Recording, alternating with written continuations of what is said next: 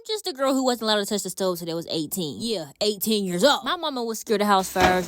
Why? I don't know. She never been in one. Anyways, I've been finding all these meals on TikTok to remake because your girl needs to eat. I'm trying to get these gains, honey. I made Marry Me chicken a few days before this, but it was so good. I said, we got to be a pasta version of this, like I said. Need them gains. And what that pasta gonna do? Get you them gains. One thing about me on this weight gain journey, I've been eating pasta like crazy. So if you got any recommendations on what to eat, let me know in the comments. Probably. I don't know. It looks like it's good. Looks like it's pretty good. Pretty seasoned. Pretty good.